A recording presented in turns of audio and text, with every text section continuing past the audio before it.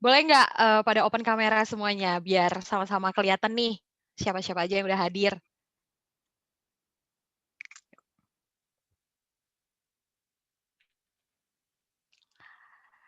Oke, terima kasih teman-teman udah menyempatkan hadir dalam acara sharing session dari TSA Medan dengan tema New Mindset dan New Habit yang bakalan ngebahas seputar COVID-19. Dan acara pada hari ini merupakan rangkaian dari project TSA Medan yaitu Pay It Forward. Oke, pertama-tama kenalin nama saya Agnes, saya yang akan menjadi moderator acara kita pada sore hari ini. Oke, masih ada yang masih belum buka kameranya, mungkin, T-Friends bisa buka kameranya? Oke, sebelum kita lanjutkan, ada sedikit aturan dari sharing session hari ini, di mana, T-Friends diminta untuk mematikan suara saat, narasumber kita memberikan informasi, tapi sebisa mungkin untuk tetap membuka kamera. Teman-teman bisa bertanya pada sesi, yang telah disediakan setelah pemaparan informasi, bisa melalui chat maupun teman-teman bisa langsung raise hand aja biar, langsung bertanya kepada narasumber kita pada hari ini, dan teman-teman boleh meramaikan chat tapi harus sesuai konteks dengan informasi yang akan disampaikan pada hari ini. Nah, teman-teman boleh dong, komen di kolom komentar, kalian lagi ngapain sih sore hari gini, sembari mengikuti sharing session kita? Ayo coba Renya ngapain Ren? Boleh dong diketik di kolom komentar Ren.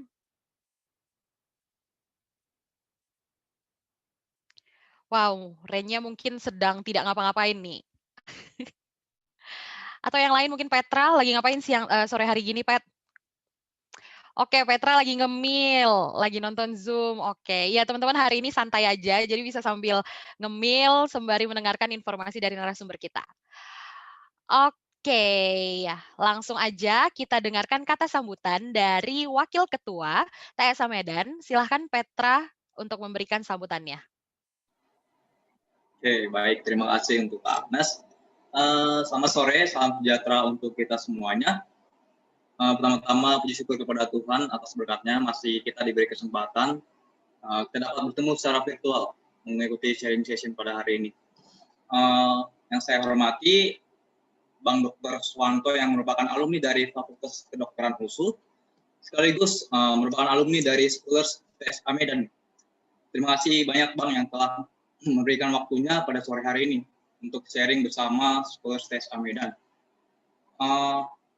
Mengucapkan terima kasih juga untuk Scholars TSA Medan yang saya banggakan yang telah hadir pada webinar Pay It Forward ini. Dan juga special thanks untuk Talent Foundation yang telah banyak membantu memberikan masukan dan arahan juga sebagai wadah untuk bisa kami menjalankan proyek Pay It Forward ini. Mungkin teman-teman atau kita semua ada yang menanyakan tujuannya kita buat webinar ini sebelum kita melakukan sosialisasi ke masyarakat. Jadi webinar ini dilakukan untuk pengisian dan pembekalan Scholars TSA Medan, terkhususnya kita panitia Project Pay It Forward yang akan melakukan sosialisasi dan mengedukasi masyarakat mengenai pola pikir dan kebiasaan hidup baru di tengah-tengah pandemi COVID-19. Untuk kita ketahui bersama, Project Pay It Forward ini sebenarnya telah lama dirancang oleh TSA Medan sebelum pandemi COVID-19. Karena pandemi COVID-19 ini, maka rancangan itu konsepnya agak dirubah. Dan TSA Medan mengambil tema New Mindset, New Habit. Dan dari tema itu kita melakukan dua kegiatan yang mana saling berkaitan. Jadi yang pertama, kegiatan yang dilakukan itu pembuatan video campaign.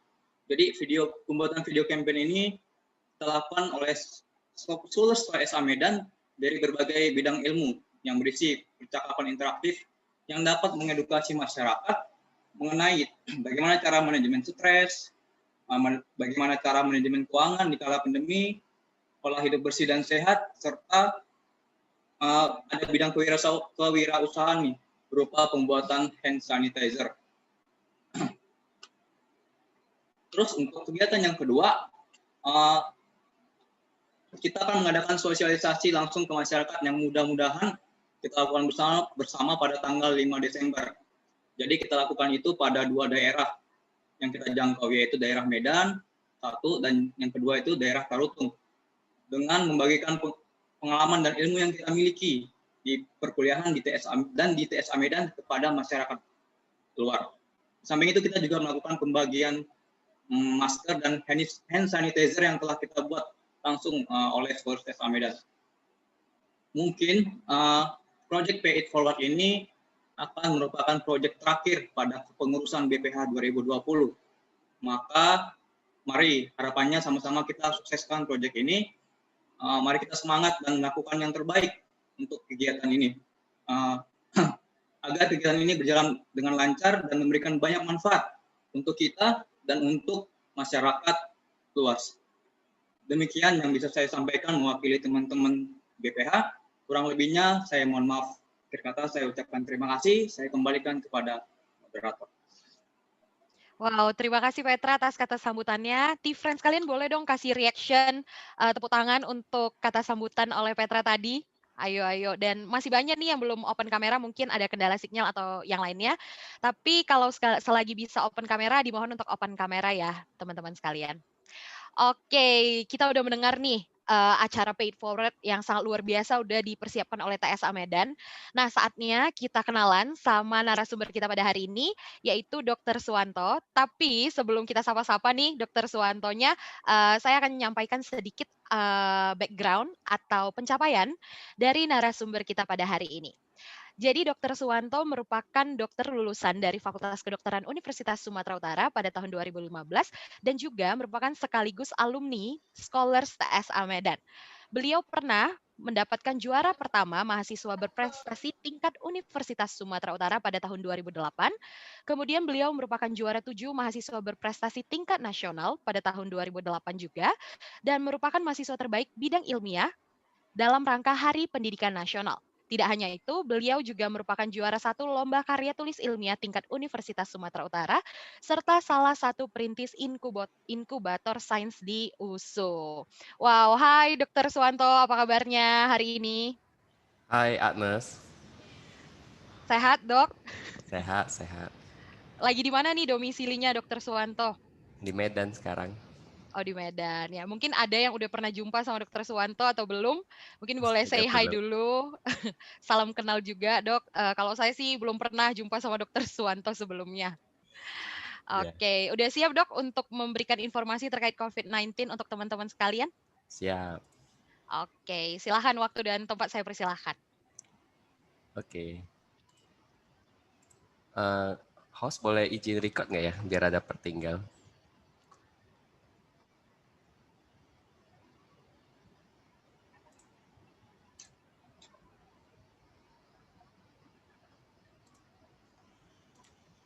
Apakah sudah bisa di-record, Dok, sekarang?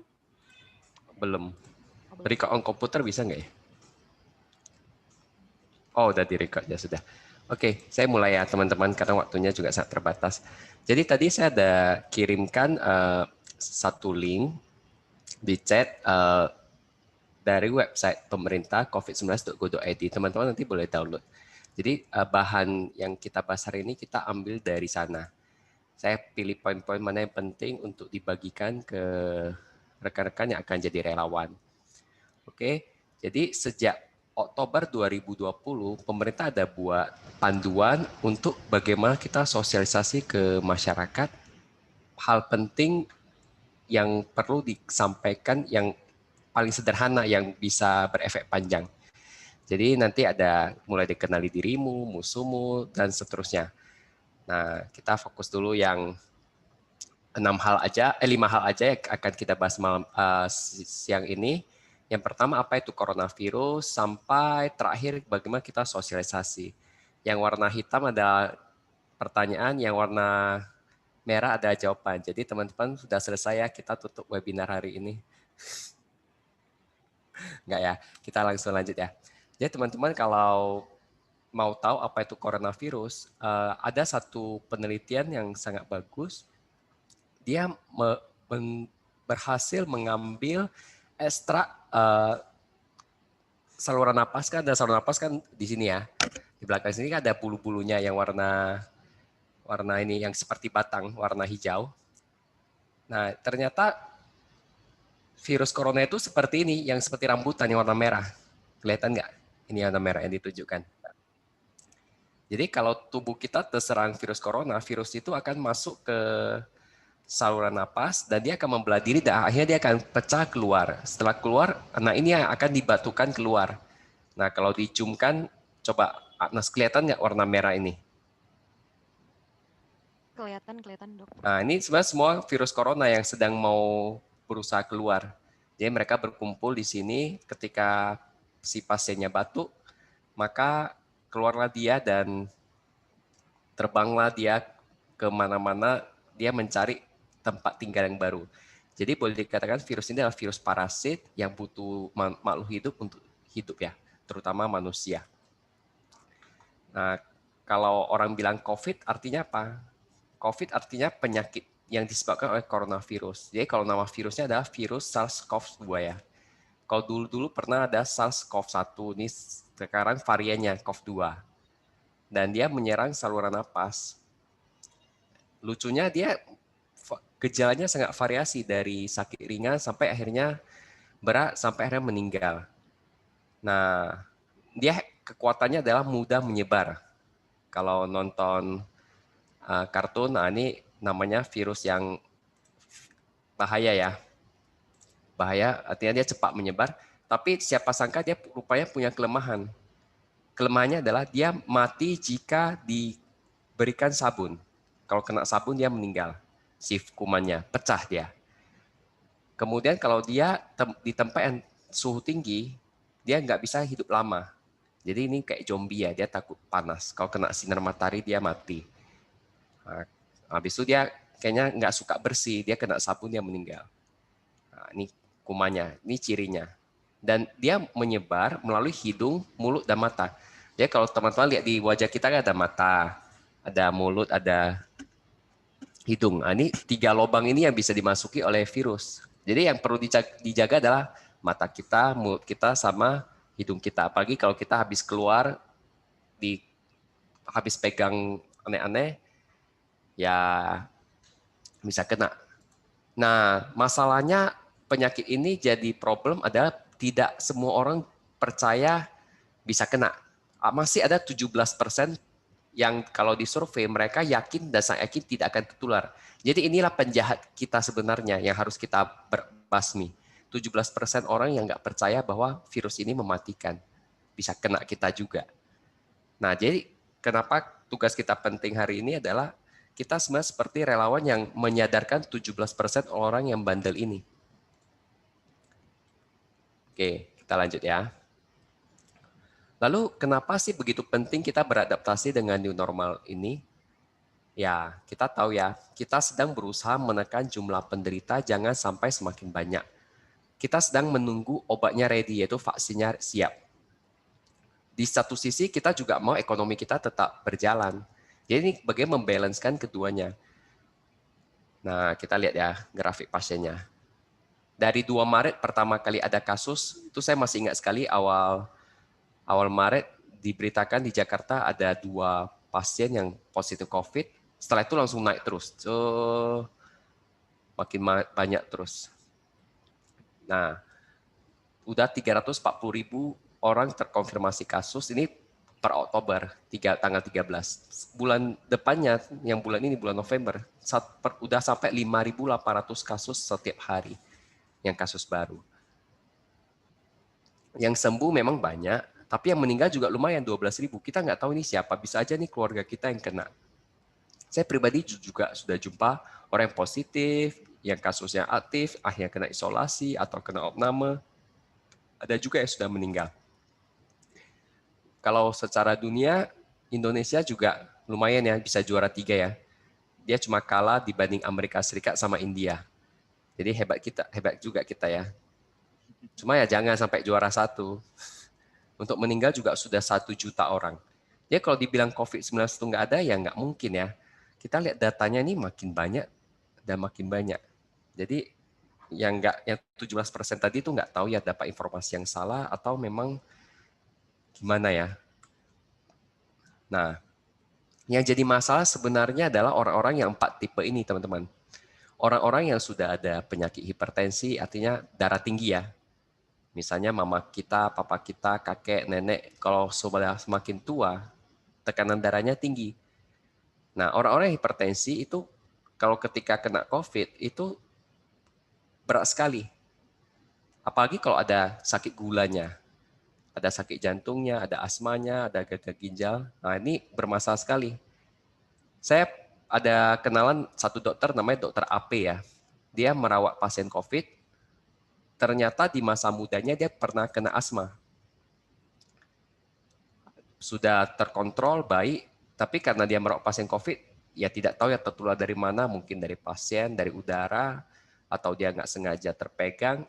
Dia kena opname 2 minggu, meninggal akhirnya. Padahal usianya masih 37. Anaknya satu, istrinya dokter spesialis jiwa. Itu masih sering sedih mengingat suaminya yang meninggal karena COVID ini.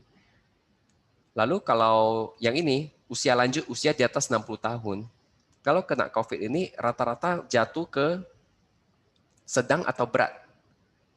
Nah ini juga ada kenalan saya namanya polisi AW ya. Dia meninggal mendadak.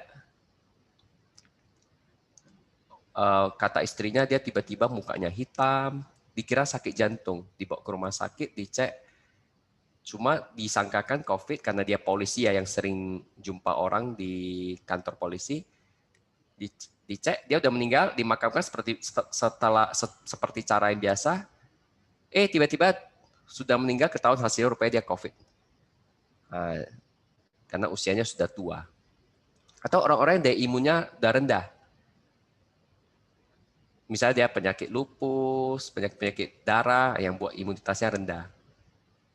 Atau juga orang-orang yang gemuk, yang obesitas, berat badan berlebih. Teman-teman kalau cek body mass index-nya di atas 27, ya artinya resikonya tinggi.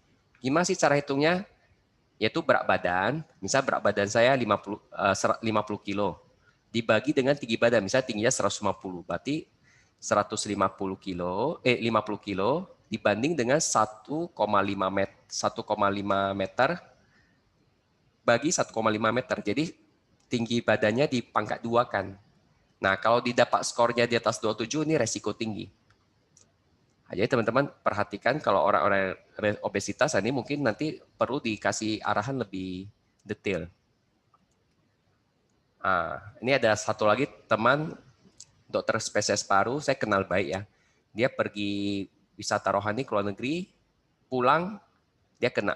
Itu saya satu rombongan itu banyak yang kena COVID ini. Dia awal-awal waktu bulan Maret pertama kena. Dia kenapa sampai meninggal?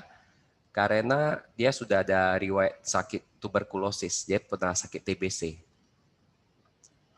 Ada lagi teman saya, orang tuanya jaga toko di pasar, dia nggak percaya COVID ada.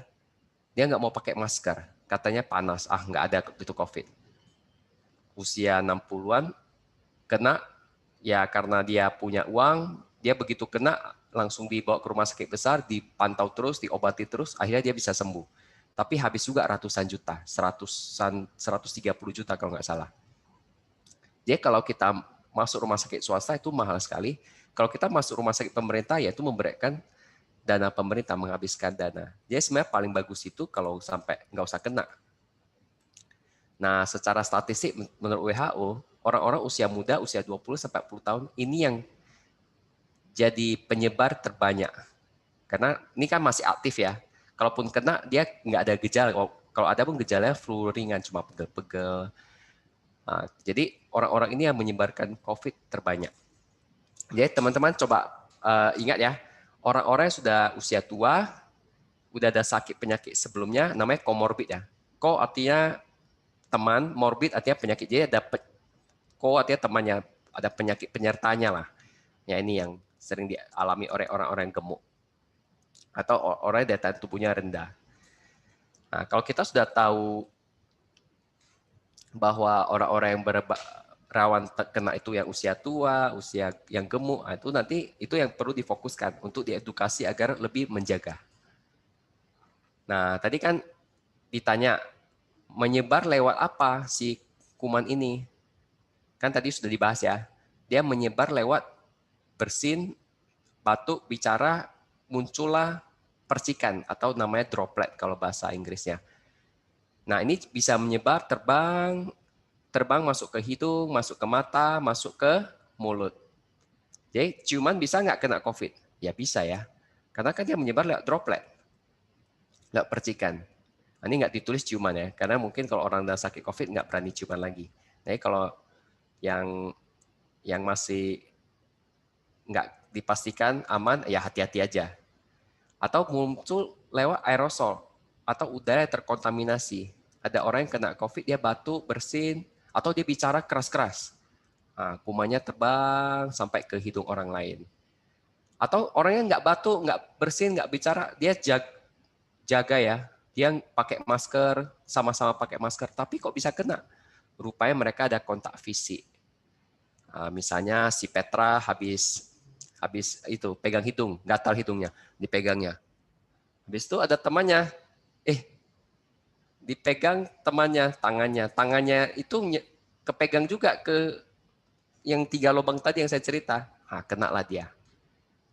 Nah, makanya kalau menyentuh mulut, hidung, mata dengan tangan terpapar virus, ya itu bisa menyebarkan. Ya kita ingat ya, ada menyebar lewat percikan, kontak fisik, atau benda yang sudah terpapar virus, misalnya dia di meja Petra ada virus, dia pegang, karena ini di kafe ada meja, dia mau lihat menu makanan, dia pegang, di situ dia pegang hidungnya, kena deh. Lalu yang jadi masalah apa? Yang jadi masalah adalah ini teman-teman, dia menimbulkan gejala sakit, mulai dari nggak ada gejala ringan sedang, sampai akhirnya gejala berat, sampai gejala yang sangat berat, sampai akhirnya meninggal. Kalau tanpa gejala ya enak aja, seperti pegel-pegel aja. Kalau udah ada gejala ringan ya mungkin dia mulai demam, batuk, pilek, nyeri tenggorokan. Ini seperti flu biasa, seperti infeksi virus pada umumnya. Nah, ini lemas, nyeri otot, pegel-pegel dia kan.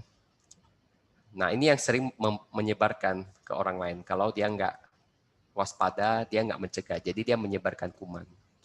Kalau yang gejala berat, udah sesak napas, waktu foto paru, CT scan nanti ada gambaran pneumonia atau radang paru. Ini orang ini biasa ditangkap di rumah sakit, jadi nggak gitu menyebarkan. Yang jadi masalah ini, gejala tanpa gejala dan gejala ringan sedang. Oke, jadi sekarang kita masuk poin keempat, cara mengaplikasikan protokol kesehatan yang baik dan benar. Jadi ada 2M ya, 3M, tipe A dan tipe B. Yang tipe A, iman, aman, imun. Yang B kedua, memakai masker, menjaga jarak, dan mencuci tangan. Ya, kita lebih detailkan dulu. Kalau iman, kita bicara tentang kita rajin ibadah sesuai dengan agama dan kepercayaan masing-masing untuk memperkuat imun ya. Karena kalau hati yang tenang, damai, itu imunnya lebih bagus, imunitasnya. Makanya dimulai dengan iman.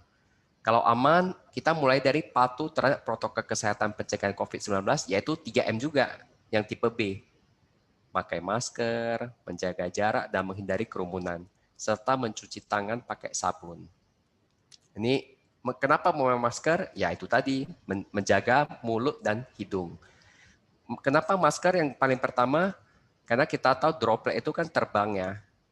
Dia mau kejar ke mulut sama terutama hidung. Kan kita bernapas lewat hidung. Otomatis kalau kita droplet itu nyebar, kan pasti masuk ke hidung dulu. Nggak mungkin dong kita lagi jalan kita buka mulut terus, kan nggak mungkin. Yang paling mungkin kan hidung. Jadi yang paling penting dijaga itu sebenarnya hidung dulu. Makanya memakai masker. Kalau kita lagi keluar. Menjaga jarak tujuannya apa? Ya kita tahu siapapun yang di luar sana yang nggak kita kenal, kan kita nggak tahu dia ada kuman atau enggak. Apalagi ada kelompok orang yang bisa tanpa gejala. Ya lebih bagus kita anggap dia punya. Jadi kita jaga jarak.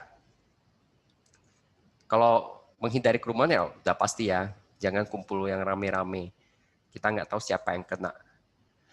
Cuci tangan itu tadi. Kita takut nempel di tangan kita, ya kita rajin cuci. Kemudian M ketiga imun, yaitu istirahat yang cukup. Supaya apa? Supaya daya tubuh bagus. Kalau bisa olahraga teratur, tidak panik. Kalau panik imunitas ya rendah. Bergembira, harus happy, dan mengkonsumsi makanan yang bergizi seimbang.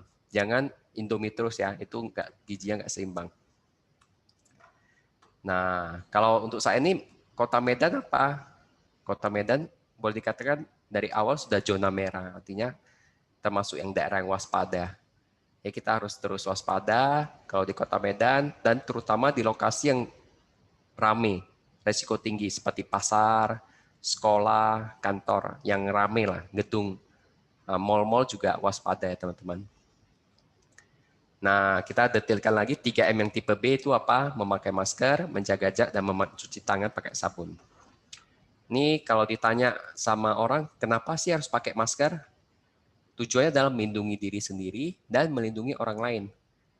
Kalau kita belum kena, artinya kita menjaga supaya diri kita nggak diserang oleh virus yang berterbangan, yang dikeluarkan oleh orang lain yang kena. Kalau yang tipe kedua, kita melindungi orang lain kalau seandainya kita kena. Nah, contoh ya, ini ada orang sakit nih, dia nggak pakai masker. Orang sehat nggak pakai masker. Mereka ketemu nih, misalnya ini ada Arannya lagi pilek-pilek, si Petra datang mau buat PR bersama. Ya, kenalah si Petra ini gara-gara nyebarkan ke dia. Ini contoh ya. Nah, tapi kalau Petra datang dengan pakai masker, jenguk dia masih lumayan lah. Risiko penurunan 70%. Jadi masih aman 30%. Nah, kalau si penderita yang pakai, nah itu lebih aman si orang saya ini. Karena risiko penurunan hanya 5%. Jadi si penderita ini menyimpan semua virus di maskernya. Tapi kalau dua-duanya pakai masker, resiko turun sampai 1,5%. Artinya udah sial lah ya kalau sudah sampai kena 1,5%. Ya ini yang perlu dijaga. Nah, jadi intinya orang sehat pakai, orang sakit juga sebaiknya pakai. Kalau orang sakit nggak mau pakai, ya kita sebagai orang yang waras ya kita harus pakai lah. Kita jangan ikut orang yang nggak waras. Nah, kalau ditanya masker yang bagus, yang seperti apa? Yang paling bagus sebenarnya N95. Ini paling filternya paling lengkap. Cuma ini kalau dipakai itu bakal sesak. Ini biasa dipakai oleh tenaga medis. Di bawah ini adalah masker medis atau masker bedah. Ini harganya sekarang udah terjangkau ya. Satu kotak sudah dapat 65.000. Ya oke lah kalau ada dana boleh beli yang ini. Ada lagi namanya masker kain yang sudah ada SNI. Masker kain juga boleh. Minimal katun 2 lapis ya. Kalau yang SpongeBob yang cantik itu yang 1 lapis itu nggak ada gunanya. Itu kayak sampah ya. Jadi seperti nggak pakai masker. Kalau mau pakai yang masker SpongeBob yang 1 lapis itu sebaiknya minimal 3 lapis. Itu baru ada efek.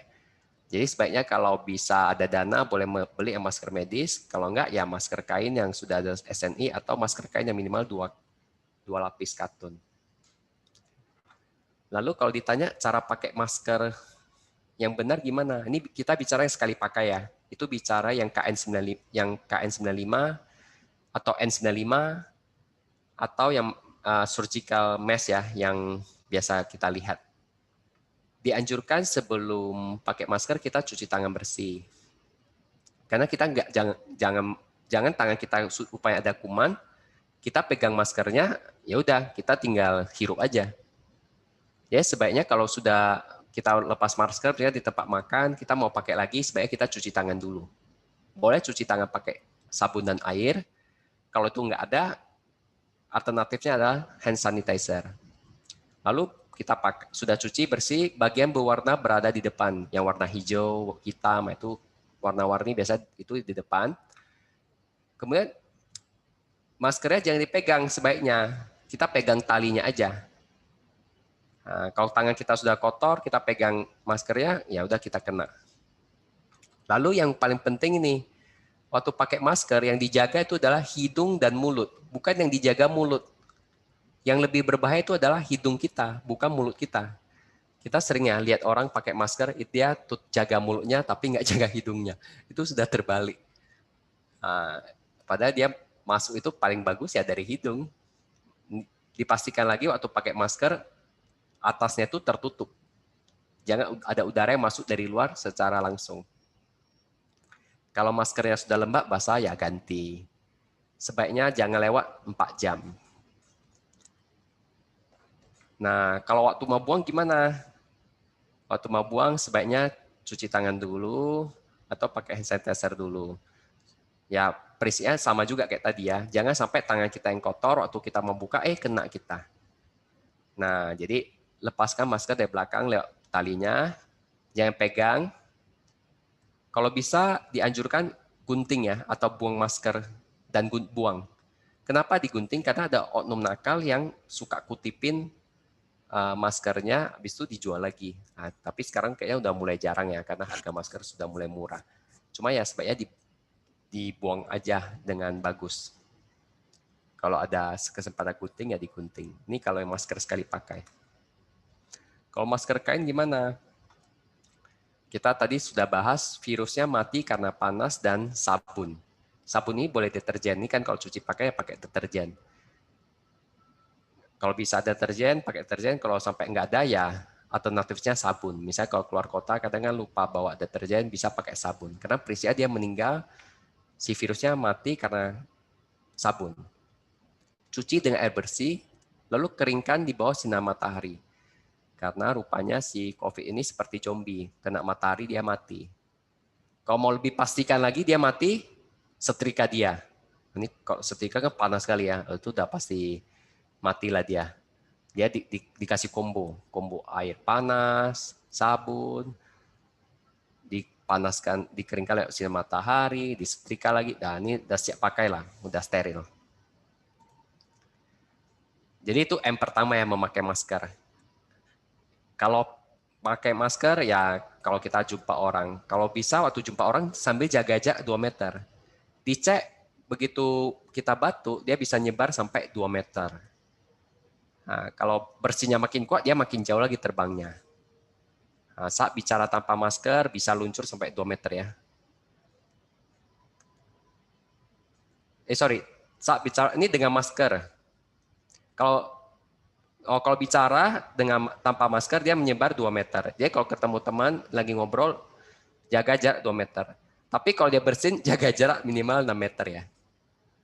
Nah, jadi ya sebaiknya ada masker lah, dia batuk yang nempel di situ aja. Kalau kita ketemu teman kita jumpa dia nggak mau pakai masker, mending kita jauhi aja. Apalagi kalau sudah lama nggak jumpa, kita nggak yakin dia ada virus ini atau enggak. Kalau dia tetap nggak mau pakai masker, permisi aja. Kalau kita ada masker ya kita pinjamilah atau kasih dia. Nah itu ya. Untuk menjaga jarak, ya sebaiknya kita hindari kerumunan. Nah, yang kumpul-kumpul seperti ini, kalau kumpul-kumpul lewat Zoom ya boleh lah ya. Kan nggak menyebar virusnya. Kalau naik mobil, ya ini kalau nggak jaga jarak ya nggak boleh. Dia harus jaga jarak kan tadi sebaiknya kan 2 meter. Kalau berada di ruangan ber-AC yang tertutup dan banyak orang, jangan lebih dari 2 jam. Ini menyebar lewat sirkulasi. Kemudian kalau kita mau ke tempat yang ramai, kita pikirkan, kita ketemu siapa? Berapa banyak orang? Makin banyak orang, apalagi orang yang bangsa bandel, yang nggak percaya COVID ada, itu lebih baik kita nggak usah jumpa, jaga. Lebih bagus kita di rumah aja. Lalu kumpulnya di mana? Di tempat yang umum, tempat yang pribadi, tempat umum contohnya mall, tempat privat misalnya rumahnya, halaman rumahnya, di tempat terbuka atau umum, atau tertutup. Terbuka itu maksudnya sirkulasi udaranya. Yang paling bahaya adalah tempat umum yang tertutup. Contohnya pesta pernikahan yang di dalam aula, wisuda tapi dalam ruangan aula, itu paling bahaya. Bagaimana caranya kalau waktu lagi berkumpul? Cari ruang untuk jaga jarak. Ya, yang tadi panduannya 2 meter. Kalau begitu lihat orang bersin dan dia nggak tutup hidungnya, lebih bagus cepat ngacir. Berapa lama makin beresiko. Terlebih apabila kita bicara dalam waktu yang lama. Kayak gini, saya lagi ngomong 1 jam misalnya, kalau dalam ruangan ya mungkin kalau saya ada virusnya rata-rata pada kena lah ini. Nah, kita lanjut. Kalau lagi ke tempat yang ada liftnya, jaga jarak ya. Jangan lihat-lihatan. Nah, ini terlalu ramai nggak boleh ya. Ini dianjurkan minimal 2 meter. Ingat jangan berjabat tangan, gandengan tangan, atau berpelukan. Hindari berdekatan dengan siapapun dan dimanapun. Anggap semua orang itu bisa sangka adalah penderita. Nah, ini lebih konsepnya adalah lebih mencegah daripada mengobati. Ini ya WFH, ini kalau institusi ya, kita bisa lakukan bekerja dari rumah, batasi jumlah rapat, tidak melakukan kegiatan yang rame-rame, tidak makan minum bersama. Nah ini ya, tidak makan minum bersama ya. Ini juga untuk mencegah. Kan nggak mungkin kita makan nggak pakai masker, kan nggak mungkin. Nah, ini juga resiko tinggi. Ini membentuk satgas institusi ya, timnya membentuk tim. Kalau pemerintah tugasnya apa? Sekolah sekarang dari rumah aja. Bekerja dari rumah, kalau memang kerjaan bisa dikerjain di rumah, jangan buat kegiatan rame-rame, buat PSBB untuk melarang orang kumpul-kumpul. Ini diingatkan aja kenapa mencuci tangan pakai sabun penting, karena virus mati dengan sabun dan air mengalir. Lakukan 6 langkah cuci tangan dengan benar, yaitu cuci tangan pakai sabun dan air mengalir minimal 20 detik. Ini kalau ada air dan sabun. Kalau nggak ada, cuci tangan dengan hand sanitizer dengan kandung alkohol minimal 60%. Ya, jadi ini diulang aja, dia hancur kalau kena sabun atau alkohol. Kapan cuci tangan? Terutama sebelum menyentuh mata, hidung, dan mulut. Ini yang pakai kacamata, misal betulkan kacamata, itu juga sebaiknya sebelum betulkan kacamata ya cuci tangan dulu. Nah, ini teman-teman kita coba praktek bersama ya. Jadi kalau untuk cuci tangan teman-teman kan taruh sabun kan di apa ya, di telapak tangan ya. Nah, yang pertama berarti cuci yang atas dulu, yang di dalam dulu telapak ya. Habis itu yang punggung tangannya, yang belakang. Habis depan cuci belakangnya. Nah, itu gosok punggung tangan dan sela-sela jari secara bergantian. Baru yang paling berbahaya ini, yang ujung-ujung jari ini. Makanya yang poin ketiga gini, dicuci tangan jari-jari bagian dalam. Nah, habis itu sela-selanya. Nah, selesai dicuci karena kadang nggak terjangkau ya waktu kita cuci telapak yang poin pertama kan nggak tercuci yang sela-sela. Habis itu yang lupa tercuci kalau kita hanya 1, 2, 3 Pak adalah ini jempol. Makanya kita poin kelima adalah kita gosok ibu jari secara berputar dan menggenggam tangan dan lakukan pada kedua tangan. Nah, ya. Habis itu yang suka ketinggalan kalau kita nggak ikut panduan ini adalah ini ujung-ujung jari. Ini ujung-ujung jari kan nggak kena tadi, makanya dicuci. Dicuci dianjurkan sih pada telapak tangan, berarti bukan di punggung di sini ya, di telapak. Nah, kalau tadi waktu jempol kan dia udah kena ujung-ujungnya. Kalau ini yang ujung-ujung jarinya. Boleh nggak dilompati prosesnya? Sebenarnya sih nggak ada masalah, cuma kadang kita jadi kelupaan. Makanya dianjurkan, saya ulang dari awal, kita taruh sabun di telapak tangan, cuci, langsung ke belakang punggung tangan, habis itu langsung cuci jari-jari, habis itu sela-sela telapak, jari, baru ujung jari. Nah, dengan begitu nggak ada yang miss. Intinya semua bagiannya sebaiknya kena. Aturan ini tujuannya supaya nggak ketinggalan aja sih. Kadang kalau kita mau buru makan, ada orang rumah beli KFC, kita mau cepat, nggak usah cuci langsung pegang, itu bahaya sekali. Atau cuci tangan cuma sebentar, gini-gini aja, selesai. Padahal yang ujung-ujung kan kita nggak tahu ada kuman atau enggak. Nah, ini penting ya panduannya. Untuk meningkatkan daya tahan tubuh, standar ya, berjemur selama 5-10 menit, 15 menit, 2-3 kali seminggu. Olahraga rutin, minum air minimal 2 liter per hari. Ini sih mah pola hidup sehat ya. Tidur cukup 7-8 jam, makanan sehat dan bergizi. Kalau mau makan vitamin ya sesuai anjuran dokter. Untuk daya tahan mental, rajin ibadah dan tidak panik. Jaga hubungan dengan orang-orang dekat dan lingkungan sekitar agar tetap waras. Dan ini yang penting, bijak memilah informasi. Sekarang informasi banyak di sosial media, ada YouTube, Facebook. Semua orang boleh share informasi. Nggak tahu mana yang benar, mana yang salah. Jadi kita harus pilih-pilih. Carilah dari sumber yang terpercaya. Kenapa ada 17% orang yang nggak percaya dengan COVID, nggak akan kena COVID? Yaitu ada orang-orang tertentu yang aneh. Sudah tahu banyak yang sakit, dia nggak percaya. Nanti dia kena, dia baru percaya. Atau orang rumahnya meninggal, mungkin baru dia percaya. Itu karena itu banyak yang terkena teori konspirasi. Ya, itu karena nggak bijak dan memilih informasi. Terakhir, poin kelima kita adalah bagaimana cara sosialisasi ke masyarakat yang benar. Ya, kemarin saya coba browsing-browsing, ternyata ada mahasiswa UNS di Solo, mereka buat kegiatan yang seperti TSA ini bakal lakukan, yaitu dia melakukan online dan offline. Secara online dia lakukan edukasi melalui sosial media, tadi saya dengar buat video ya, untuk membuat orang sadar, semakin sadar, walaupun dia sadar, semakin sadar. Kalau dia turun ke lapangan, dia buat poster. Karena kan kita nggak tahu, nggak boleh terlalu lama atau terlalu ramai kumpul-kumpul. Dia buat poster untuk ditempel. Nah, ditempel sambil jelasin ke orang-orang yang dia jumpain. Ini dijelasin ke anak-anak, jelasin ke orang tua. Yang paling beresiko adalah orang tua sebenarnya. Namun orang tua ini kalau dia tahu, tapi orang rumahnya nggak peduli, ya dia bakal kena juga sih. Makanya sebenarnya semuanya perlu tahu. Lalu cara berikutnya dia lakukan apa? Melalui banner. Dia buat spanduk-spanduk besar. Dipasang di jalan setapak yang orang banyak lewat.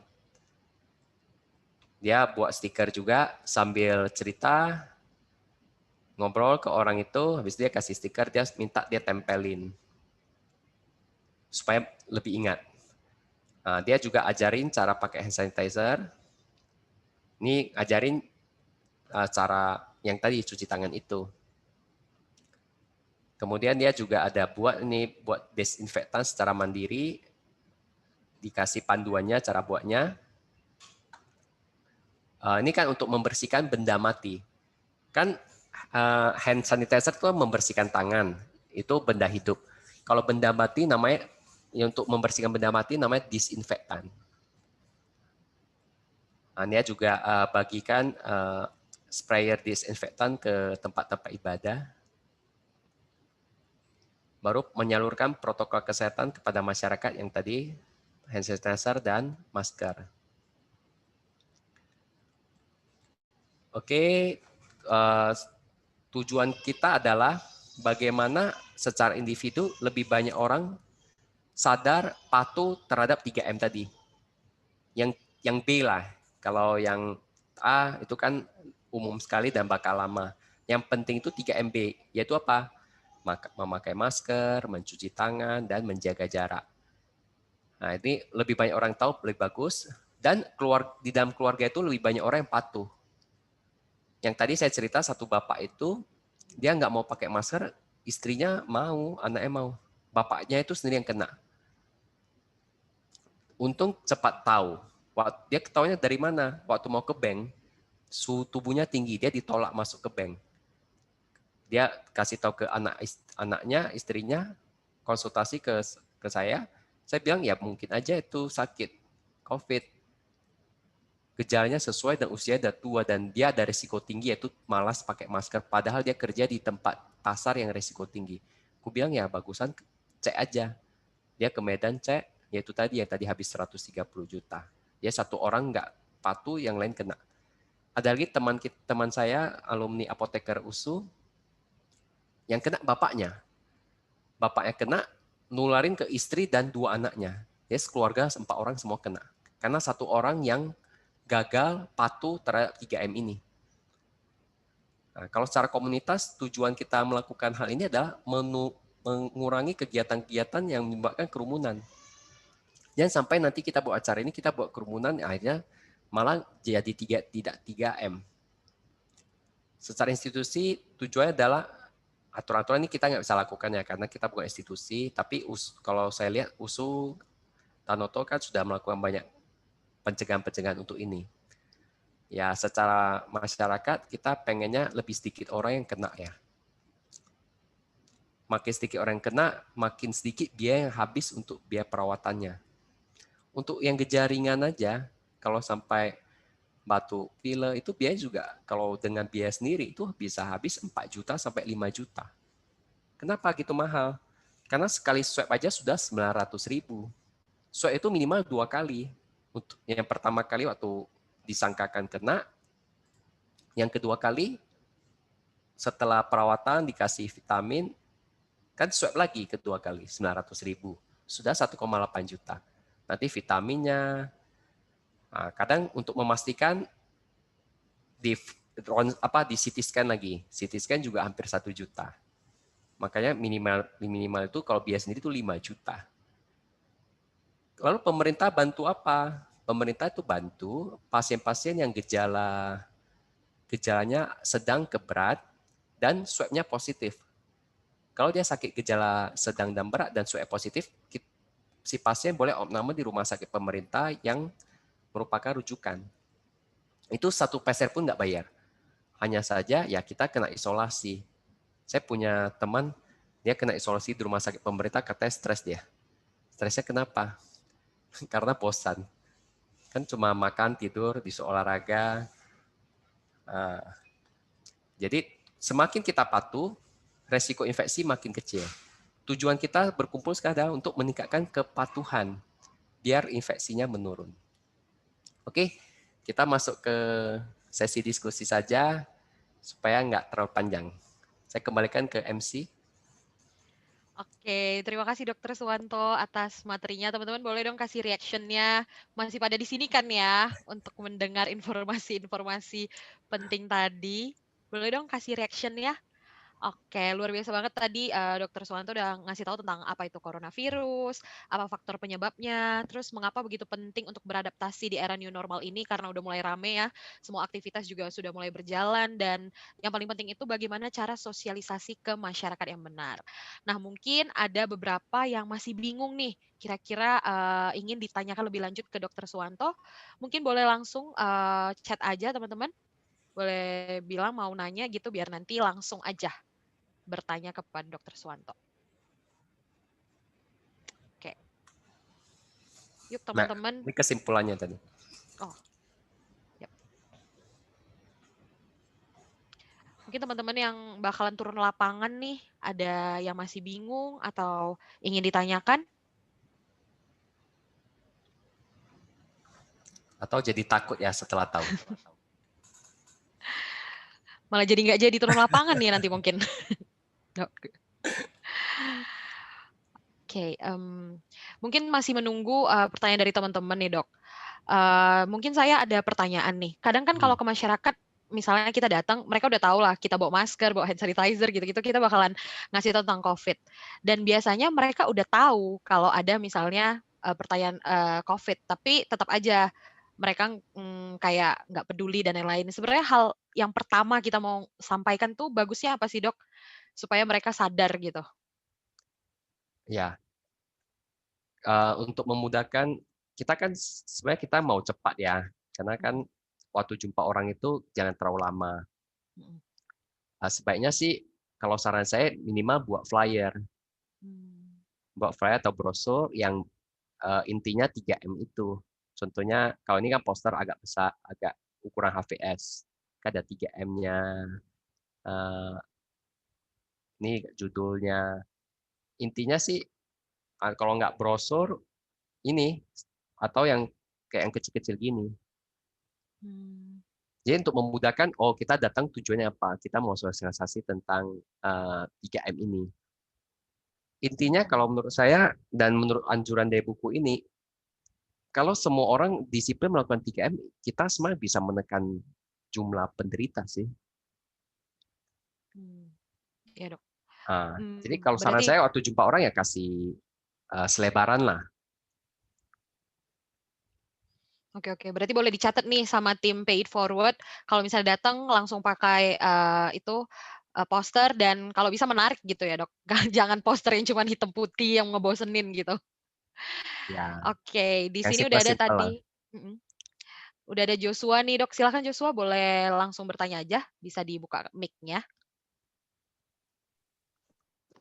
Halo, selamat sore dok. Halo Jos, ya. Halo dok, di sini saya mau bertanya dok. Sebelumnya terima kasih untuk paparan materi yang telah dokter sampaikan.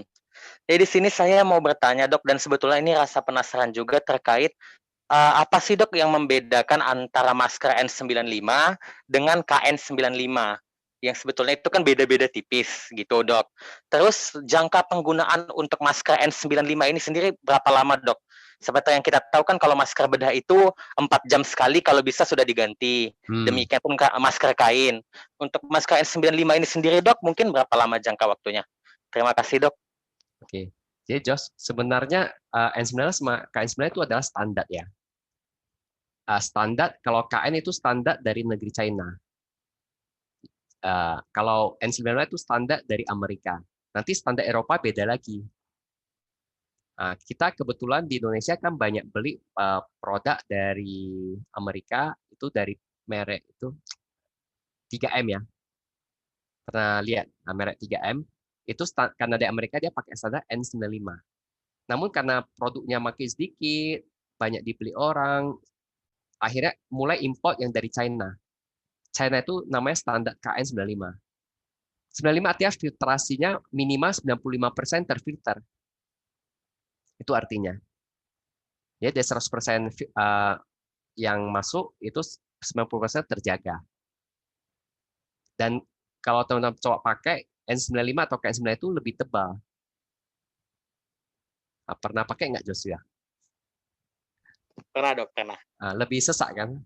Lebih sesak. Dibandingkan masker medis. Ya. Jadi kalau ditanya berapa lama jangka pemakaian, ya baik lagi ke tadi. Kalau sudah lembab, ya jangan dipakai lagi. Kalau sebenarnya sih jangan terlalu lama ya, karena makin lama kan itu makin banyak mengumpulkan kuman. Memang sih harganya lebih lumayan ini, sempat sampai 100.000 per buah ya. Sekarang kayak udah turun jadi 50 ribuan. Jadi sebenarnya ya jangan terlalu lama ya, anjurannya ya jangan 4 jam sama sih. Kalau 4 jam, misalnya dari pagi jam 8 kita keluar rumah sampai jam 12 itu kan sudah 4 jam. Kita makan siang, habis itu kita pakai balik, ya itu sebenarnya nggak dianjurkan. 4 jam sebenarnya wajar ya, karena itu kan dipotong sama jam makan juga. Jadi kalau keluar rumah ya ambil beberapa masker lah. Ya sebaiknya ya jangan terlalu sering keluar rumah, Jos. Kan M kedua menjaga jarak. Ya. Oke, Jos ya. Terima kasih dok. Oke, terima kasih dok. Oke, selanjutnya nih ada yang ingin bertanya tentang hand sanitizer nih dok. Silahkan Anissa Hafizah, boleh langsung bertanya. Oh iya, terima kasih kesempatannya moderator. Salam kenal, Bang Dokter. Ya, Anissa. Saya lupa tahu informasi dari mana, tapi ada informasi yang saya dapat bahwa penggunaan hand sanitizer yang berlebihan itu ternyata bisa menyebabkan tubuh kita resisten terhadap zat-zat dari hand sanitizer itu, sehingga penggunaannya tidak lagi berpengaruh. Dan memang info yang saya dapat, kabar burung gitu, lebih efektif kalau pakai sabun cuci tangan. Nah, saya mau klarifikasi apakah informasi tersebut benar, dan kalau misalnya benar, bagaimana rekomendasi penggunaan hand sanitizer yang tepat supaya nggak jadi resisten. Terima kasih. Oke, makasih Anissa. Jadi kalau dikasih pilihan, misalnya kita lagi tempat makan atau lagi di luar rumah, di situ ada air mengalir plus air sabun, bagusan pilih itu. Kenapa? Kenapa pilihannya air mengalir? Ya kan tadi waktu kita cuci-cuci kan, misalnya asumsinya ada kuman di tangan kita. Kita cuci udah bersih, habis itu kan kita bilas. Kalau air yang mengalir kan sabun beserta kuman-kuman yang nempel itu kan mengalir terbuang. Bedakan dengan hand sanitizer yang hanya mematikan kuman. Itu pun dengan asumsi kumannya benar-benar mati kalau hand sanitizer dibuat sesuai dengan panduan yang benar. Tapi kalau misalnya ada kerusakan hand sanitizer atau hasilnya sudah kurang maksimal, mungkin aja kumannya masih ada. Ini kita bicara semua kuman ya, bukan hanya kuman COVID. Karena kan inti dari hand sanitizer adalah membunuh kuman. Jadi bedanya apa? Cuci tangan dengan hand sanitizer. Cuci tangan plus air mengalir itu lebih bersih tangannya dibanding dengan hanya hand sanitizer yang isinya alkohol. Lalu kalau ditanya resisten atau enggak, ya sebenarnya sih bicara tentang resisten, begitu dia kumannya kena hand sanitizer yang benar, yang bagus, kan dia udah mati. Benar-benar mati istilahnya. Kalau dia benar mati ya nggak bisa resisten. Tapi kalau kumannya nggak benar-benar mati, kemudian cuma itu kalau resisten itu bicara ke antibiotik ya. Kalau untuk alkohol sih nggak termasuk ya, karena alkohol itu kan pembunuh yang alami yang semuanya bisa dibunuh. Mungkin lebih Anissa yang mungkin dengar mungkin menyebabkan tangan kita lebih lebih kurang lembab ya, karena jadi kering. Pada orang tertentu yang sensitif, tangannya sering kena alkohol itu jadi kering. Kalau untuk membutuhkan sih nggak ada efek ya, untuk kalau sering pakai atau enggak. Itu Anissa ya mungkin bisa klarifikasi nggak yang maksudnya bisa mau ditanyakan lagi nggak dari yang saya jawab ini?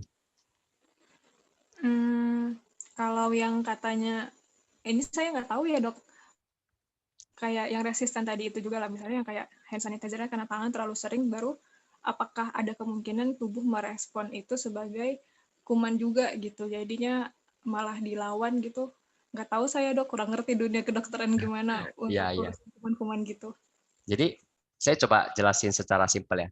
Tangan kita ini kan sebenarnya ada kumannya juga ya, ada kuman alami yang tinggal bersama kita di tubuh kita kan ada kuman-kuman alami. Ada lagi kelembapan kulit. Kalau sering pakai hand sanitizer, apalagi yang kualitasnya nggak gitu bagus, itu bisa merusak kelembapan kulit dan flora normal yang di kulit. Jadi membuat tangan kita kalau yang sensitif ya jadi pecah-pecah, kering. Ya ke arah situ sih yang lebih parahnya. Apalagi kalau kualitasnya yang nggak ada pelembab. Kan hand sanitizer ada orang yang pakai cuma alkohol saja. Kalau pakai alkohol itu nggak ada pelembab, dia cepat kering tangan kita. Makanya ditambahkan dengan pelembab. Ditambahkan lagi pewangi supaya nggak aneh baunya. Kalau hanya alkohol, coba tes lah. Kalau hanya alkohol, bandingkan dengan hand sanitizer yang bagus, itu kualitas tangan kita jadi kering sekali kalau nggak bagus. Lalu pertanyaan, pengguna hand sanitizer seharian ya sebenarnya nggak dibatasin. Hanya saja itu tadi, alkohol itu dia menyebabkan kelembapan kulit itu berkurang, jadi kering. Jadi kalau bisa dikombinasi dengan cuci tangan dengan sabun aja. Nah, saya ada teman dia sedikit parno ya, dia sedikit cuci pakai hand sanitizer karena kan lagi di luar cuci terus. Ya akhirnya tangannya kering. Ya sebaiknya ya kombinasi. Inti dari semuanya adalah kita udah cuci bersih pun kita pegang barang lagi, habis itu kita pegang muka, yaitu kena mata, hidung, dan mulut, ya kena juga. Nah, intinya sih menjaga tangan kita jangan sampai memegang ini yang tiga organ di wajah ini. Ya, itu mungkin yang Anissa ya jawabannya. Baik dok, sudah cukup jelas. Terima kasih banyak. Ya. Oke, lanjut dok. Ada yang mau nanya lagi nih. Renya, silakan Renya. Ya, silakan. Oke, halo dokter. Halo. Jadi sebenarnya sih yang mau ditanya ini kayak pertanyaan klasik sih ya. Sebenarnya sampai kapan sih gitu? Pertanyaan semua orang juga sih. Sampai kapan sih kita harus hidup berdampingan dengan corona ini gitu? Dan selagi menunggu nih sebenarnya kita harus gimana sih dok gitu? Selain menerapkan yang pasti kan 3M tadi gitu ya. Cuma kayak kita nggak sabar gitu ketemu vaksin terus yang kita udah nggak harus stuck dengan keadaan kayak gini gitu. Sampai kapan sih sebenarnya dok kalau misalnya dari sisi kedokteran mungkin adakah ilmu-ilmu yang bisa di-sharing kami gitu. Itu aja kayaknya dok. Makasih. Oke, thank you. Jadi kalau ditanya sampai kapan ya sampai vaksinnya ready ya. Vaksin itu kan artinya kuman yang dilemahkan yang disuntikkan ke dalam tubuh orang sehat, sehingga orang sehat itu ada antibodi. Misalnya kalau zaman tahun 90-an, pemerintah gencar lakukan vaksin polio. Nah, jadi semua orang dibuat kebal terhadap virus polio. Ya, yang itu loh, yang tetes di mulut itu. Pernah tahu nggak iklannya? Nah, jadi setiap anak itu ditetes 2 kali. Nah, itu tujuannya setiap anak itu punya antibodi. Jadi kalau ada orang yang punya polio, menyebarkan ke anak itu nggak terpapar oleh virus itu lagi. Jadi kalau balik lagi ke definisi awal, saya kasih ini aja. Nah, kalau ada orang nih disuspek atau disangka, kapan orang disuspek? Ya misalnya ada gejala, atau dia ada kontak dengan orang-orang yang positif COVID. Berarti dia akan disangka. Kalau orang-orang yang disangka, dia masuk ke yang namanya ini kotak karantina, dicek benar nggak dia ada. Nah, ini kan yang sekarang terjadi, yang dilakukan investigasi kasus, dicek kontaknya siapa aja. Cuma di kita belum bisa dilakukannya. Di sini masih banyak yang takut ditangkap, takut dicek satu keluarga, bisa kabur-kabur. Nah, bergejala, berarti suspek COVID, mulai lagi. Kalau belum terkonfirmasi, karena konfirmasinya itu pakai swab ya. Jadi kalau Renya tanya, kapan supaya bisa bebas? Ya, semakin banyak orang yang kebal terhadap virus ini dan nggak ada orang yang menyebarkan, ya kita nggak usah dikarantina seperti ini lagi. Kan supaya kita karantina mandiri untuk mencegah kita menyebarkan ke orang lain atau kita tersebar. Jadi tugas kita adalah menunggu sampai vaksinnya ada. Vaksin itu untuk COVID ada yang bilang sampai Desember udah akan ready. Tapi saya pribadi pesimis ya, terlalu cepat. Dan juga kalaupun sudah ada, kita juga nggak bakalan dapat duluan. Yang dapat duluan adalah tenaga medis, orang kerja di tempat-tempat ramai. Jadi kita harus bersabar. Intinya lebih lambat kena lebih bagus.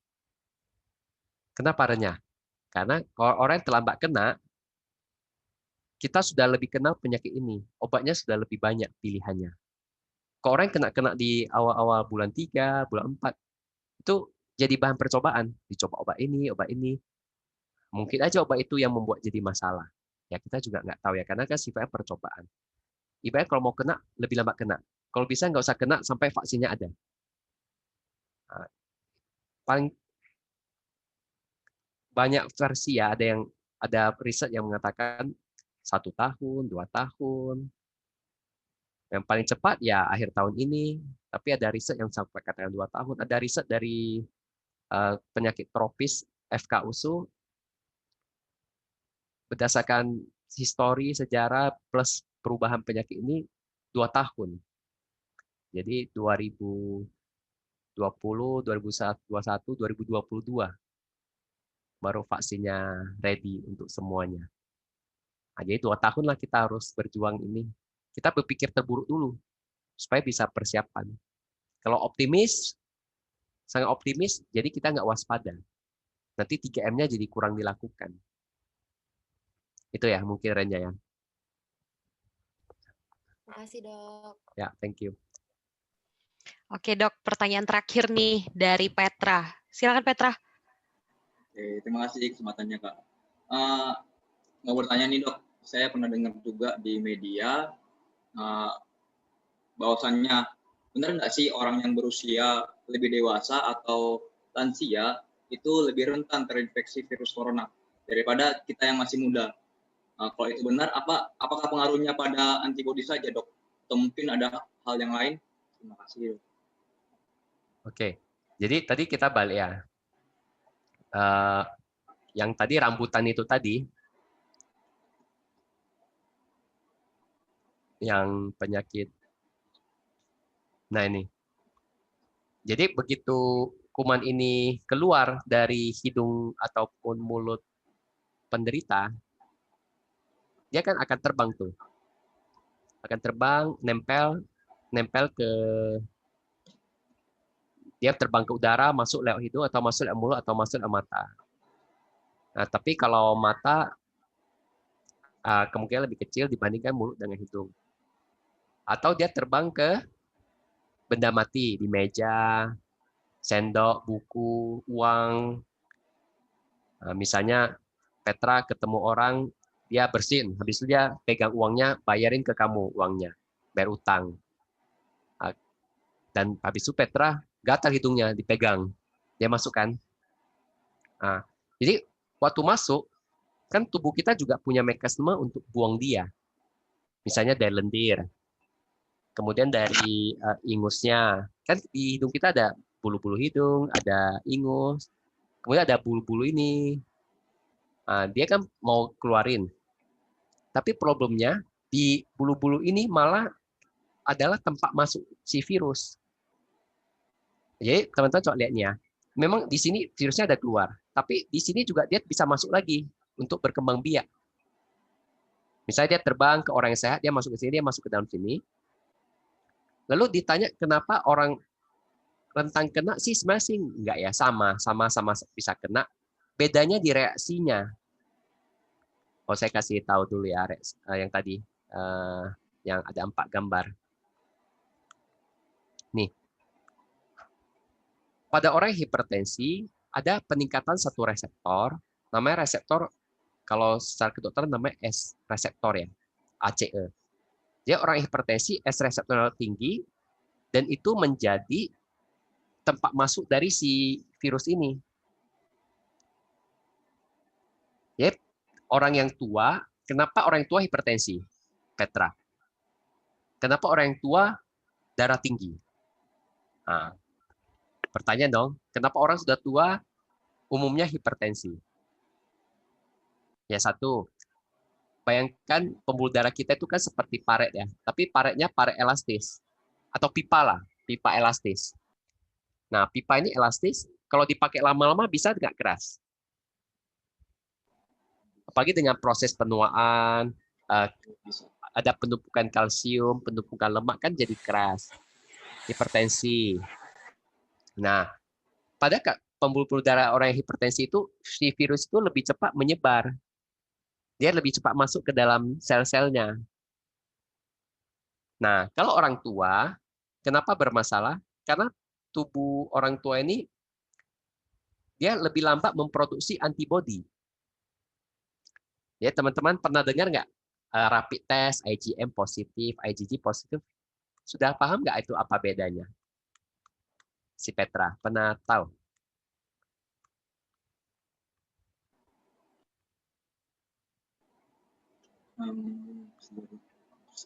Sejauh ini belum. Belum ya. Kalau belum, saya ulang dari awal aja. Jadi di tubuh manusia, kalau seseorang itu mengalami infeksi kuman, apapun kumannya, apakah COVID, apakah bakteri, terutama virus ya. Karena kalau bakteri kan ada sel-sel darah putih yang bisa makan bakteri. Tapi kalau virus, dia nggak bisa dibunuh oleh sel darah putih yang hanya makan dia. Dia harus bentuk antibodi. Jadi antibodi itu bahasanya imunoglobulin, namanya IG. I artinya imuno, G artinya globulin. Globulin artinya protein, imuno artinya anti untuk pertahanan tubuh. Dia protein untuk pertahanan tubuh yang kalau M, saya selalu bilang ini katanya singkatannya adalah mula-mula. Jadi setiap orang kena infeksi virus, tubuh kita akan berusaha mengenali virus itu, habis itu mencetak antibodi namanya IgM, imunoglobulin M yang mula-mula.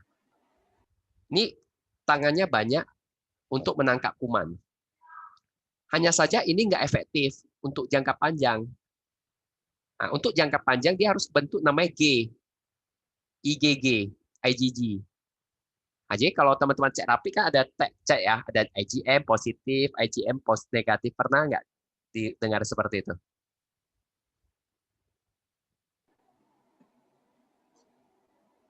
Karena belum pernah cek, saya ya nggak apa-apa.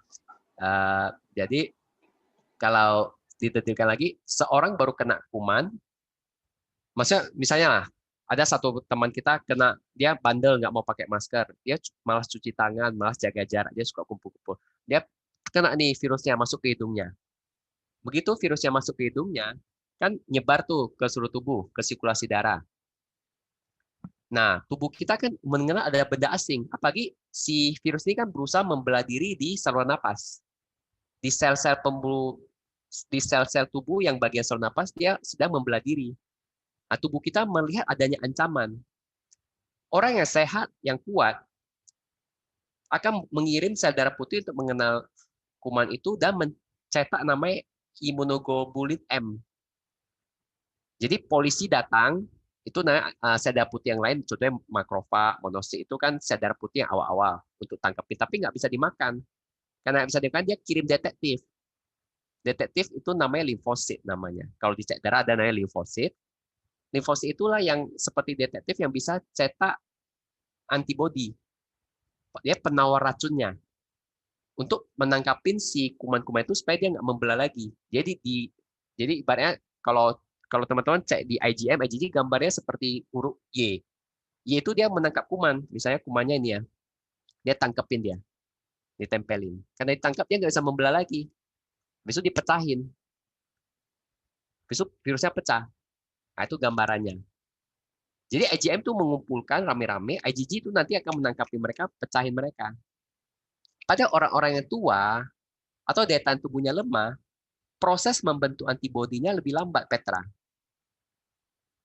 Nah, kalau orang yang sehat, dia cepat membentuk antibodinya, makanya bahkan nggak ada gejala. Dari 100% orang yang kena COVID, 80% tanpa gejala, walaupun dia menyebarkan ke orang lain. 15% sakitnya sedang. Nah, ini yang ini. Nah, ini. 80% tanpa gejala sampai sakit ringan. Sedangkan sisa 15% sakit sedang. Sedangkan 5%-nya sakit berat dan kritis. Apa sih bedanya? Kalau sakit ringan, cuma itu tadi demam, batuk, nyeri tenggorokan, hidung tersumbat, bahkan nggak bisa mencium, lemas-lemas yang malaise, sakit kepala, nyeri otak. Hanya saja orang-orang yang tua dan imunokompromis, gejala dan tandanya tidak asli. Jadi orang-orang yang tua dan imunokompromis artinya daya tubuh yang nggak itu bagus, itu harus diwaspadain. Dia bisa tiba-tiba drop, bisa tiba-tiba meninggal. Kalau kita orang yang sehat, nggak pernah ada keluhan, maksudnya nggak pernah ada penyakit-penyakit yang buat imunitas kita rendah, kita aman aja. Namun yang sakit, yang sedang, yang imunnya nggak gitu bagus, usia tua, dia cepat jatuh ke sedang. Rata-rata orang usia tua yang saya bantuin, itu rata-rata jatuh ke sedang. Apalagi kalau dia pola hidupnya selama ini nggak gitu sehat. Jarang olahraga, nah, itu rata-rata jatuh ke sedang. Kalau nggak dirawat, makin parah dia jatuh ke berat. Yang berat artinya apa? Dia sudah butuh bantuan oksigen dan udah sesak. Nah, anak-anak juga bisa. Anak-anak agak unik ya penyakit ini. Anak-anak bisa kena, bisa meninggal, tetapi nggak separah orang dewasa dan orang tua. Dia kalau anak-anak kena, dia nggak gitu parah. Ringan aja. Meninggal ada beberapa. Nggak sebanyak yang orang tua, besok bawa berarti yang cepat parah itu anak orang tua.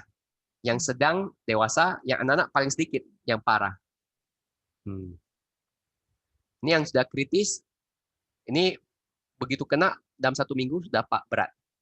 Dia sesak napas terus. Kalau nggak dirawat dengan alat bantu napas, jatuhnya gagal jantung, gagal napas, gagal ginjal, akhirnya meninggal.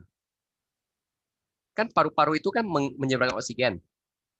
Oksigen disebarkan ke jantung, jantung itu kan butuh paling banyak oksigen. Jadi kalau dia nggak dapat, dia gagal jantung.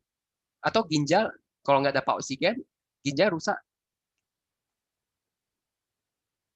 Kan ginjal itu berproses karena ada darah yang mengalir. Darah yang mengalir, dia nggak bisa mengalir karena dia tubuhnya memfokuskan aliran darahnya ke otak supaya dia tetap hidup, tetap sehat. Jadi kalau ditanya kenapa orang tua lebih parah, ya karena ini produksi antibodinya lambat ada. Nah, jadi swab itu apa sih sebenarnya? Swab adalah itu kan seperti mencongkel ya, mencongkel dari hidung sama dari mulut. Dicongkel bagian yang ada saluran napas itu loh, dicongkel, ditumbuhkan di apa? Bukan ditumbuhkan, dicek di PCR ada nggak si DNA-nya kuman di situ yang hasil ceknya itu. Makanya kalau pasti ada orang sakit atau nggak sakit itu dari swab. Kalau swab sudah positif, artinya berarti ada kuman tertangkap di dalam tubuh kita. Nah, pertanyaan kalau swab sudah positif, IgM-nya positif atau negatif? Kalau positif, artinya tubuhnya sudah mulai buat antibodi. Tapi kalau negatif, artinya tubuhnya baru kena, tapi belum buat antibodi, berarti baru kena. Karena kan dia antibodi mula-mula. Nah, kalau mula-mula sudah ada, tinggal kita jaga, stabilkan kondisinya, sampai dia berhasil membentuk IgG sendiri. Jadi pengobatan di rumah sakit tujuannya adalah satu, paling penting adalah mencegah penyebaran kuman. Karena orang yang sudah swab positif, artinya di jalan napas itu lagi banyak rambutannya. Kalau itu nggak ditangkepin, nggak masuk rumah sakit, apa terjadi? Dia nyebarin kemana-mana. Satu orang bisa nyebarin ke 20 orang, 30 orang, tergantung kalau dia suka kumpul-kumpul. Nah, kasus di Italia bagaimana? Orang Italia dibandingkan dengan Indonesia, lebih banyak orang tua daripada orang mudanya. Nah, jadi karena orang tua yang banyak, dan anak muda yang suka kumpul-kumpul di kafe, di bar, habis itu suka jenguk orang tuanya, akhirnya banyak orang yang kena. Dan yang kena itu orang tua, mereka lambat buat antibodi. Akhirnya masuk rumah sakit penuh terlalu banyak. Nah, itu yang repot. Kan proses dari kena sampai terbentuk polisi terakhir, antibodi terakhir, IgG-nya itu kan butuh waktu. Nah, dia ini melanjutkan dengan pertanyaan lainnya tadi kan, vaksin itu kalau ada gunanya apa sih? Saya gunanya membentuk IgG. Jadi vaksin itu ada kuman yang dilemahkan yang harus dibuktikan efektif, bermanfaat untuk membangkitkan anti kuman ini. Jadi tubuh kita sudah ada IgG, begitu kita kena, karena kita sudah ada IgG, dia langsung mati. Belum sempat dia berkembang biak, si kumannya udah meninggal. Nah, makanya kita bersedia menunggu sampai vaksinnya ada. Mahal pun pasti orang beli. Ya dok, berarti emang vaksin adalah jawaban terbaik untuk permasalahan ini mungkin ya dok ya? Ya, karena sesuai perkembangan penyakit kita tahu antibodi udah ada. Kalau kita udah kebal ya kita nggak pakai masker, nggak mau cuci tangan, nggak mau jaga jarak, udah aman. Karena begitu kena dia langsung mati kan. Hanya saja ada satu lagi masalah, virus itu bisa bermutasi, artinya berubah. Jadi ya bagaimanapun ya setelah ada kejadian ya kita tetap harus jaga diri lah, walaupun sudah ada vaksin ya kita tak menjaga, kita kan nggak mau sampai nanti terkena virus yang bermutasi. Ya dok. Semoga jawaban tadi bisa menjawab pertanyaan Petra ya Pet. Oke. Petra jadi makin ngerti atau makin pusing nih? Mengerti dok, terima kasih ya dok. Oke. Iya. Oke dok, karena udah mau sore banget nih dok, Ya. mungkin bisa kasih closing statement untuk teman-teman supaya ready saat bisa sosialisasi langsung ke masyarakat apa nih dok? Oke. Jadi untuk pesan saya untuk para relawan, begitu nanti selesai melakukan kegiatan, kan pulang nih. Begitu pulang, jangan menyentuh apapun saat masuk rumah. Langsung masuk kamar mandi, segera mandi, buka sepatu lah ya, taruh di luar rumah, ya taruh di tempat yang agak luar supaya bisa terjemur, atau kalau belum bisa terjemur ya taruh agak luar lah, maksudnya taruh di rak sepatu. Nanti besoknya dijemur. Jika tidak mandi, pastikan cuci semua area kulit yang terpapar udara luar. Ya ini nggak usah lah, langsung mandi aja begitu sampai rumah. Buka baju, masukkan semua ke keranjang cucian. Nah, habis itu udah selesai mandi, taruh tas, dompet, kunci dalam kotak di pintu masuk. Oh, ini sebelum masuk rumah. Bersihkan HP atau kacamata dengan alkohol atau disinfektan. Bersihkan permukaan atau benda yang dibawa dari luar dengan disinfektan. Jadi nanti waktu keluar rumah jangan bawa terlalu banyak tas. Bawa barang-barang diperlukan aja. Nah, usahakan ya pakai jaket atau baju lengan panjang. Nanti itu kan tinggal dicuci. Jangan pakai cincin, gelang, pakai masker. Ini usahakan tidak menggunakan transportasi umum. Pakai tisu di jari saat menyentuh permukaan. Ini agak susah ya. Kan makanya dikombinasi dengan cuci tangan. Kalau batuk dan bersin tutup dengan siku. Ini untuk mencegah kita menyebarkan orang lain. Usahakan transaksi secara non tunai. Ini tadi yang sama. Jaga jarak orang lain. Jangan sentuh bagian. Ini yang paling penting teman-teman. Jangan sentuh bagian telinga, hidung, mata sampai tangan benar-benar bersih. Ini ya waktu keluar rumah. Terakhir pesannya adalah kita sendiri harus disiplin jalankan 3M-nya. Apa itu 3M? Ingat nggak? Cuci tangan, Memakai masker, sama Jaga jarak. itu diulang-ulang terus. Kemudian setelah kita lakukan, kita ajak lebih banyak orang melakukannya, terutama orang rumah kita. Nah, setelah itu ya orang sekitar kita. Nah, ini kata penutupnya. Saya jaga kamu, kamu jaga saya. I love you ya. Wow, mungkin teman-teman boleh ketik di chat I love you balik nggak nih ke Dokter Suwanto? Coba. Oke, terima kasih dokter atas pemaparannya sangat luar biasa. Semoga teman-teman bisa mengimplementasikan apa yang sudah didapat dari sharing session kita hari ini. Sebelum kita tutup nih, mungkin kita akan foto bersama dulu dok. Mungkin bisa tolong di stop share screen-nya. Oke, bisa dibantu Petra untuk foto bareng. Teman-teman boleh buka dulu kameranya supaya ada dokumentasi acara kita pada hari ini. Oke, teman-teman, silakan buka open kameranya. Harus semangat ya. Karena ini relawan harus sehat. Saya hitung mundur ya. 3, 2, 1. Oke, lagi gaya bebas boleh. Terserah teman-teman. 3M lah, 3M. 3M boleh, dok. Yuk, 3 teman-teman. Oh, 3M gini ya, 3M. Salah. 1, 2, 3. Oke. Oke, terima kasih teman-teman yang sudah bergabung dan mendengarkan sharing session kita pada hari ini. Dan jangan lupa sharing session ini adalah rangkaian dari Pay It Forward Project dari TSA Medan. Jadi mulai hari ini bakalan ada video-video edukasi yang bakalan dipublish di Instagram TSA Medan dan juga di YouTube channel dari TSA Medan. Dan juga pada awal Desember nanti teman-teman dari TSA Medan akan sosialisasi langsung dengan teman-teman yang membutuhkan edukasi pada hari ini. Oke teman-teman, tetap semangat dan selamat sore teman-teman. Bye. Nah, Makasih dok. sama-sama.